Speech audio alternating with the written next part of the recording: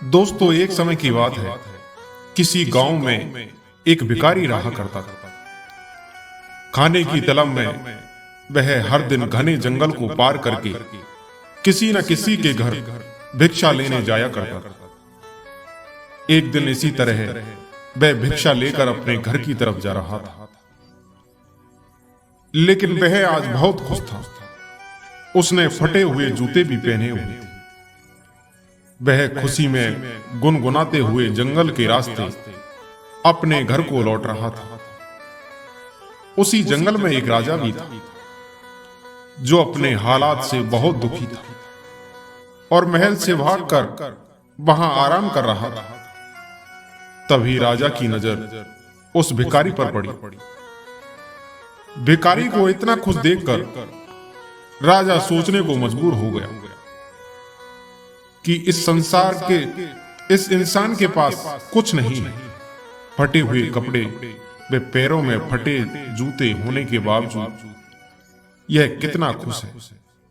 और एक मैं हूं जो दिन रात एक करके अपनी प्रजा और परिवार वालों की सेवा करता हूं, लेकिन इसके बाद भी वो लोग खुश नहीं होते। उन सभी को सिर्फ मेरी राजगद्दी चाहिए और इसके लिए वे मुझे मरवाने का षड्यंत्र भी रच रहे हैं। दरअसल राजा ने एक दिन अपने महल में कुछ पहरेदारों को बात करते हुए सुन लिया था।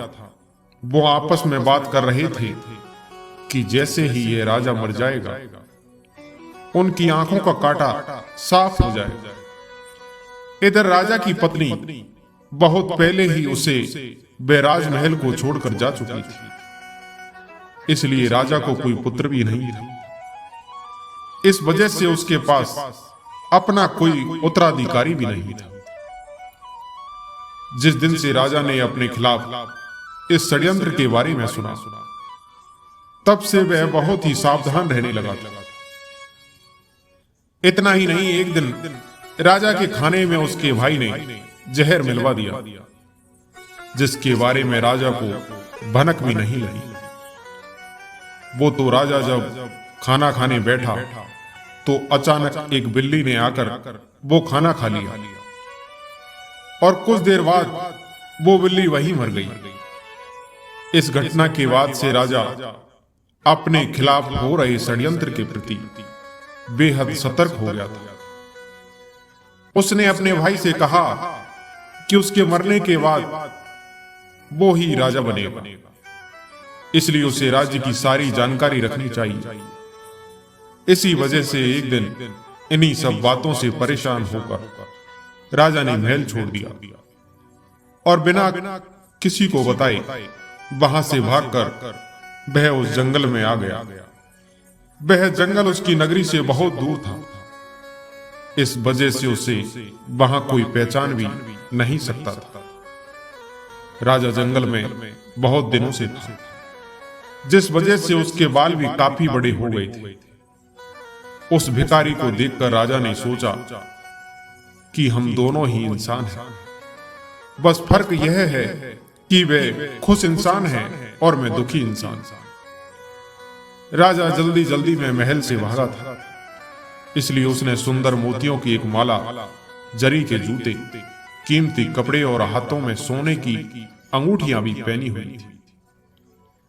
जब भिखारी ने राजा को देखा तो वह थोड़ा पीछे हट गया और सोचने लगा कि मैंने तो फटे कपड़े और जूते पहने हुए हैं, भीख ना मिले तो मैं भूखा ही रह जाऊं, लेकिन इसके तो ठाट बाट ही अलग है। यह कितना खुशनसीब है कि इसने हीरे जवाहरात, सुंदर कपड़े और जूते पहने हुए हैं, लेकिन इसके बाद भी यह खुश नजर नहीं आ रहा। उसने सोचा, चलो इस शख्स से ही उसके खुश न होने की वजह पूछता हूं। भिखारी राजा के पास पहुंचा और उसे राम राम बोला। राजा ने भी भिखारी को राम राम का जवाब दिया। भिखारी ने कहा, आप तो बहुत अमीर परिवार के लगते हैं, शायद आप कहीं के राजा हैं। राजा ने कहा, हाँ, बात तो तुमने सही कही, मैं राजा हूं, और अपना राज अपने भाई को देकर यहां पर आ गया। मेरे घर वाले दौलत के चक्कर में मुझे मरवाने का षड्यंत्र कर रहे हैं। उसी से बचने के लिए मैं यहाँ पर मन की शांति के लिए आया हूं। काफी दिनों से मैं इसी हालात में हूं। मेरी लंबी दाढ़ी देखकर लोग मुझे भगा देते हैं। रास्ते में जो भी फल फूल मिलता है वही खाकर गुजारा कर लेता हूं। आज मुझे बहुत तेज भूख लगी है, इसलिए मैं इधर उधर खाने की तलाश में घूम रहा हूं। तुम्हारे पास अगर कुछ खाने के लिए है तो मुझे थोड़ा खाने के लिए दे दो। भिखारी ने मुस्कुराते हुए राजा की तरफ देखा और कहा कि अगर तुम मुझे ये सोने की अंगूठी दोगे तो मैं तुम्हें खाना खिला सकता हूं। राजा यह सुनकर खुश हुआ। उसने अपनी अंगूठी भिखारी को दे दी और बदले में उससे रोटी लेकर खा ली।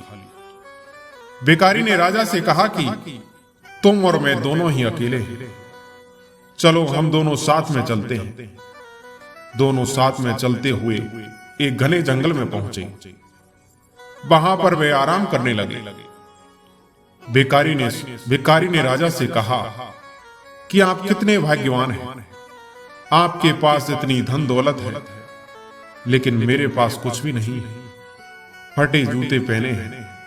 आपकी अंगूठी से मेरी बहुत सी समस्याएं दूर हो जाएंगी। फिर राजा ने कहा कि मैं भी तुम्हारी तरह कुछ सोच रहा था। तुम्हें फटे जूतों की परवाह किए बगैर खुशी से अपने रास्ते की तरफ जाते देख मैंने सोचा कि तुम्हारे जैसा कोई खुशनसीब नहीं होगा। मेरे पास सब कुछ होते हुए भी मैं खुश नहीं हूं। हम दोनों की हालात एक जैसी ही है। फिर बातों ही बातों में उस भिखारी ने राजा से उसके राज्य की सारी जानकारी पूछ ली और फैसला किया कि रात में जब राजा सो जाएगा तो वह उसके कपड़े और गहने लेकर वहां से भाग जाएगा। जब तक राजा सोया नहीं तब तक भिखारी उससे मीठी मीठी बातें करता रहा। रात को उसने राजा को खाने में बेहोशी की दवा मिलाकर खिला दी। इससे राजा गहरी नींद में सो गया। फिर भिखारी ने राजा के कपड़े व उसके सारे गहने पहने और वहां से भाग गया। राजा सोता ही रह गया, लेकिन रास्ते में उसे कुछ चोरों ने देख लिया। उन्होंने उसे राजा समझकर पकड़ लिया और उसके सारे कपड़े और गहने छीन लिए। अब भिखारी के पास सिर्फ धोती ही बची थी। चोरों ने सब कुछ लूटने के बाद उसे एक पेड़ से बांध दिया और उससे पूछने लगे कि वह कहां का राजा है। अगर नहीं बताओगे तो तुम्हें मारकर कहीं फेंक देंगे। भिखारी ने चोरों से कहा कि वे राजा नहीं है। मैंने अपनी लालच की वजह से एक राजा के सारे कपड़े और गहने चोरी कर पहन लिए थे। वह राजा अपने जीवन से दुखी है और जंगल में खाने के लिए भटक रहा है। चोरों ने उसे बोला कि वह नाटक कर रहा है। उन्होंने फिर से उससे पूछा कि तुम कहां के राजा हो। भिखारी ने फिर चोरों को बताया कि वह राजा नहीं है, राजा अभी जंगल में आराम कर रहा है। लेकिन चोरों ने उसकी बात पर भरोसा नहीं किया। उधर जब राजा की नींद खुलती है तो वह भिखारी को बुलाता है। उसने अपने सामान को देखा तो उसके पास सिर्फ एक पोटली ही होती है जिसमें उस भिखारी का कुछ सामान होता है। दूसरी तरफ वो चोर उस राजा के महल में पहुंच जाता है। वहां पहुंचकर वो राजा के भाई से कहता है कि उनके पास उसका भाई है। अगर वो उसे जिंदा बचाना चाहते हैं तो उसके लिए उन्हें 2000 सोने के सिक्के देने होंगे। यह सुनकर राजा का भाई बोला, इसके लिए तुम्हें मेरे भाई को मुंह पर कपड़ा बांधकर राजमहल लाना होगा, तभी हम तुम्हें सोने के 2000 सिक्के देंगे। चोर उस भिखारी के मुंह पर कपड़ा बांधकर राजमहल लाते हैं और उसे राजा के भाई के हवाले कर देते हैं। राजा के कपड़ों में भिखारी को देखकर राजा के भाई को यकीन हुआ कि यह उसका भाई है। उसने सोचा कि अब वो इसे मारकर खुद राजा बन जाएगा। लेकिन जब उसने भिखारी के मुंह से कपड़ा हटाया तो वह गुस्सा हो गया। उसने चोरों को कहा कि मुझे पता था कि तुम लोग दौलत के चक्कर में मुझसे झूठ बोल रहे हो। यह आदमी मेरा भाई नहीं है। हम तुम्हें 2 महीने का समय देते हैं। मेरे भाई को पकड़ कर लाओ। अगर नहीं लाए तो तुम सबको गोली मार देंगे, और अगर यहां से भागने की कोशिश की तो जिंदा दफन करवा दूंगा। यह सुनकर सभी चोर डर गए और मौका मिलते ही वहां से भाग गए। रास्ते में उन्होंने भिखारी से कहा कि तुम सही थे, अब हमें बताओ कि वे असली राजा कहां पर है, फिर तुम्हें भी फिरौती के धन में हिस्सा देंगे।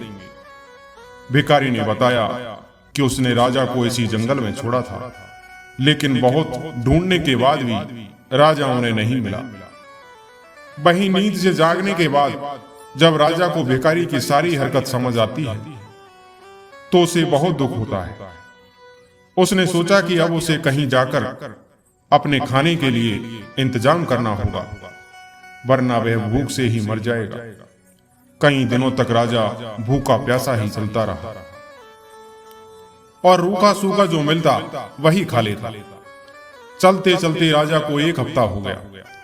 उसे याद आया कि उसके पास एक पोटली है जो भिखारी उसी के पास भूल गया था। वह उस पोटली को खोलता है तो उसमें उसे सन्यासियों के कपड़े मिलते हैं। राजा ने सन्यासी वाले कपड़े पहन लिए। वह जंगल से निकलकर एक छोटे से गांव के पास पहुंचा। वहां एक नदी के किनारे पहुंचकर वह सो गया और 2 दिनों तक सोता रहा। वहीं आसपास के लोगों को लगा कि यह कोई साधु बाबा है जो अपनी समाधि में ध्यान कर रहे हैं। लोगों ने सो रहे राजा के पास चावल चढ़ा दिया तो कुछ लोगों ने दूध चढ़ा दिया। जब तीसरे दिन राजा की नींद खुली तो उसने पास बहुत सारे फलों का चढ़ावा मिला। यह देखकर वह बहुत खुश हो गया। राजा ने मन में सोचा कि सन्यासियों का जीवन अच्छा है, बिना मेहनत किए भोजन मिल जाता है। अब उसे यहां से कहीं और जाने की आवश्यकता भी नहीं होगी। राजा ने वहीं पर एक कुटिया बना ली और उसी में रहने लगा। गांव के लोग उसकी पूजा करते और चढ़ावे में खाने के लिए फल और अन्य चीजें देकर जाने लगे। एक दिन गांव के सभी लोग मिलकर उनके पास गए और उससे कहने लगे कि बाबा, हमारे गांव में बहुत सालों से बारिश नहीं हुई है, आप कोई उपाय करें। यह सुनकर राजा परेशान हो गया कि अब वह क्या करे। वह अपनी सच्चाई भी नहीं बता सकता। उसने लोगों को बोला कि इसके लिए उपवास करना होगा और अगले 2 महीने तक कोई भी इस कुटिया के अंदर नहीं आएगा।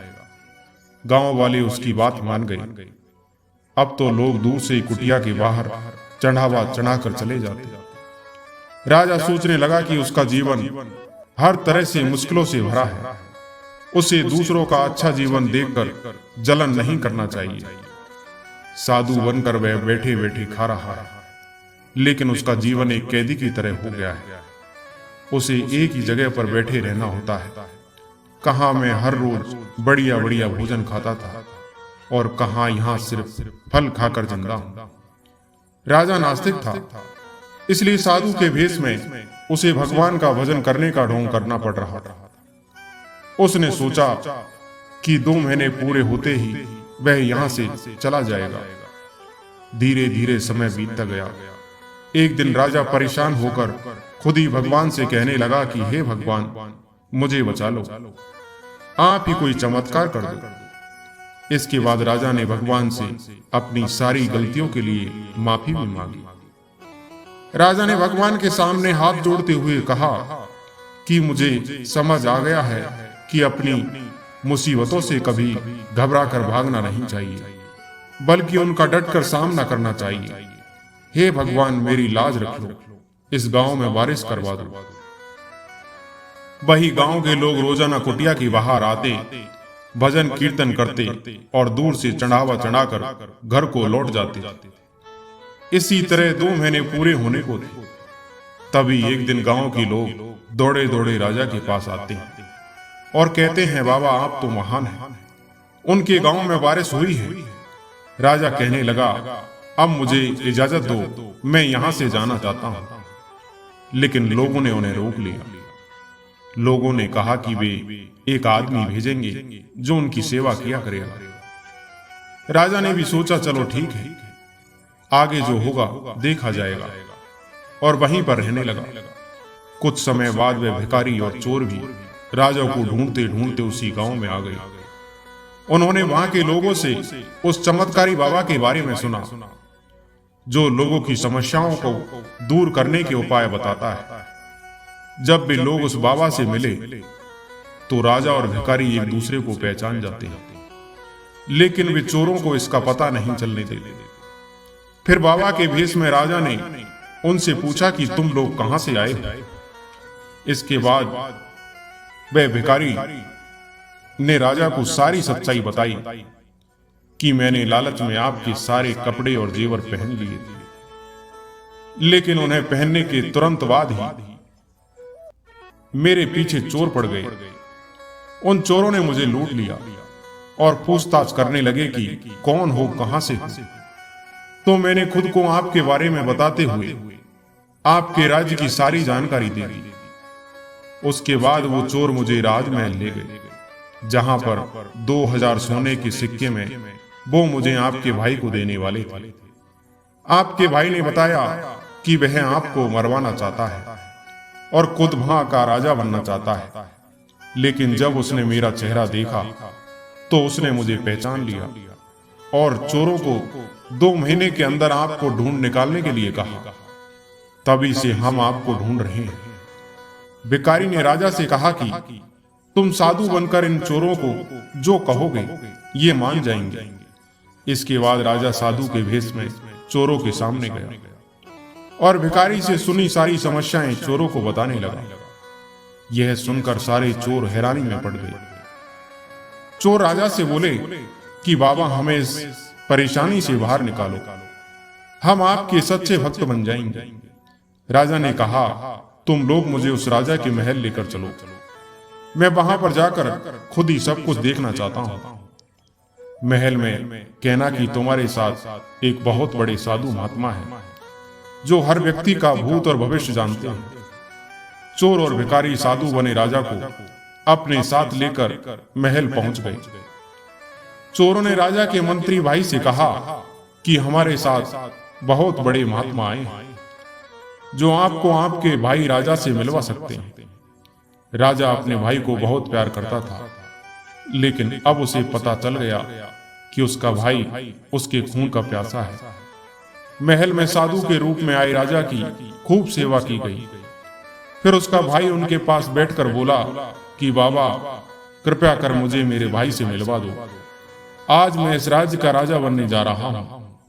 मेरा भाई बिना कुछ बताए महल छोड़कर यहां से चले गए। फिर वो साधु के रूप में राजा चोरों के पास गया और उनसे कहा कि मैं थोड़ी देर के लिए इसका राजा भाई बन जाता हूं।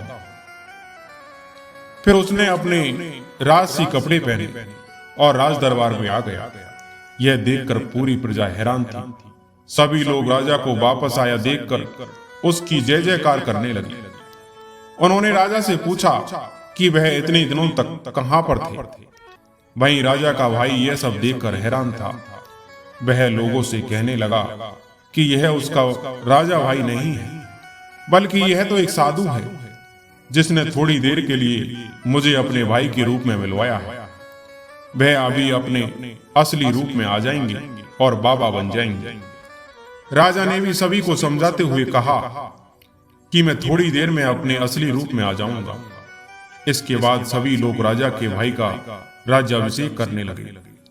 वह जैसे ही राजा की गद्दी पर बैठने वाला था, वैसे ही साधु बने राजा ने कहा, मैं खुद अपने भाई को राजा बनाना चाहता था, लेकिन एक दिन मैंने महल में लोगों को मेरे खिलाफ हो रही साजिश के बारे में बात करते हुए सुन लिया था। मुझे कभी भी यह नहीं पता चल सका कि इन सब के पीछे मेरे अपने ही भाई का हाथ है। अगर मेरा भाई मुझसे अपने राजा बनने की बात कहता तो मैं खुशी खुशी उसे राजा बना देता, लेकिन इसने मुझे जहर देकर मारने का प्रयास किया। पर जिस पर भगवान का साया हो उसका कुछ नहीं बिगड़ता। यह सुनकर राजा का भाई बोलने लगा कि यह साधु कुछ भी अनाप शनाप बोल रहा है, यह हमें ठगने का प्रयास कर रहा है। उसने राजा को धमकी देते हुए कहा कि तुम यहां से जल्दी से दफा हो जाओ, वरना तुम्हें धक्के मारकर महल से बाहर निकाल देंगे। राजा का एक वफादार सेवक था। साधु बने राजा की बातें सुनकर वह रोने लगा। रोते हुए उसने बोला, मैंने आपको पहचान लिया है, आप ही हमारे असली राजा हैं। मुझे क्षमा कर दें, मैंने ही आपके खाने में जहर मिलाया था। इसके बदले में मुझे आपके भाई ने 1000 सोने के सिक्के देने का वादा किया था। आप मुझे माफ कर दो, मैं आपका असली गुनहगार हूं, और इसके लिए आप मुझे जो भी सजा देंगे मैं उसके लिए तैयार हूं। अब राजा के जीवन की सारी सच्चाई पूरी प्रजा को पता चल गई। सभी लोग राजा के मंत्री भाई को घृणा की नजरों से देख रहे थे। राजा ने अपने महल के मंत्रियों को आदेश दिया कि वह अपने महल से अपने भाई को बेदखल कर रहा है। उसे आज ही 1 साल के लिए यह राज्य छोड़कर जाना होगा। जब उसे अपनी गलती का एहसास हो जाएगा तो वह महल में वापस आकर मेरे साथ काम करने का अधिकारी बन जाएगा। एक बार फिर से राजा को अपने राज्य की राजगद्दी मिल गई और वह फिर से अपनी प्रजा की सेवा करने लगे। राजा ने भिखारी को अपने महल का मंत्री बना दिया और चोरों को भी महल में माली का काम दे दिया। 1 साल बीतने के बाद राजा का भाई भी महल वापस आ गया। उसे अपनी गलती का एहसास हो गया था। महल वापस आकर उसने अपने भाई से माफी मांगी और पूरे कर्तव्य से अपना काम करने का वचन दिया। राजा ने फिर से उसे महल में उसका स्थान वापस दे दिया। दोस्तों, राजा और रंक की कहानी में हमें यह शिक्षा देती है कि कभी लोभ के कारण दूसरों का बुरा नहीं करना चाहिए। हमेशा सत्य का मार्ग अपनाना चाहिए और पूरी निष्ठा से जीवन के प्रति अपनी जिम्मेदारियों को अपनाना चाहिए। दोस्तों, मैं आशा करता हूं कि ये कहानी आपको जरूर पसंद आई होगी। कहानी पसंद आई हो तो हमारी वीडियो को लाइक और सब्सक्राइब जरूर करें। धन्यवाद।